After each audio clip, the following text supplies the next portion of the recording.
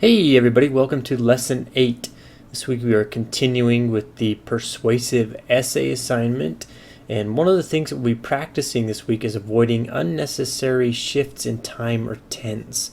So that's what that means is when you're writing your narrative, you want to keep all of your verb tenses the same so that you're not jumping back and forth in time, confusing your readers, but you'll learn more about that in this week's grammar lesson. And this week you will also complete a draft of your persuasive essay. You'll need to do that by midnight Wednesday. And then Thursday you'll take that to your gathering and get some feedback from your peers. Now regarding the essays, regarding the writing, one item of feedback that I have for everyone in general on the writing assignments, one thing that's come up in the first two essays actually, and this I believe as well as in the critical thinking essay, is your use of quotations. I've pointed out to several of you that when you're using quotations, you need to provide some context for it and then to interpret it. And some of you have wondered about where we discussed this, but if you look in the Lesson 6 paragraph and essay development folder, you'll find some resources that are useful in using quotations, and I'd encourage you to review those again this week as you prepare to finish up your persuasive essay.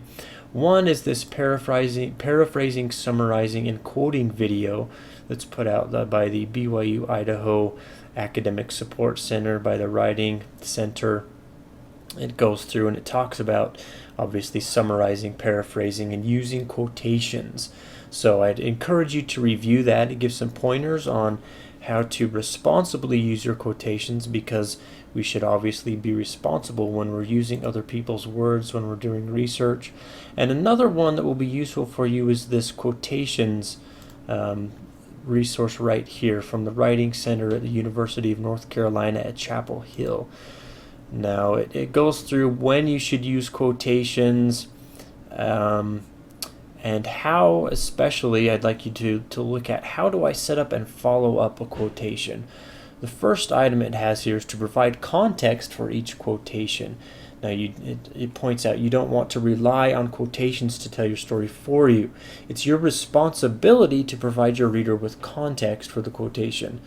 The context should set the basic scene for when, possibly where, and under what circumstances the quotation was spoken or written. So keep that in mind, and you also want to attribute each quotation to its source, as well as to explain the significance of the quotation. Those are some of the main things that I've noticed you've struggled with in the first couple of papers, is providing context for the quotation and then interpreting it in terms of your argument. So review these resources in terms of using quotations, especially as you move forward with your persuasive essays. Everything else is basically the same for the week. So we've got the discussion boards. Make sure you check in on that if you've done the reading, and encourage you to engage with your peers there. And if you have questions about anything, please do feel free to let me know. My inbox is always open.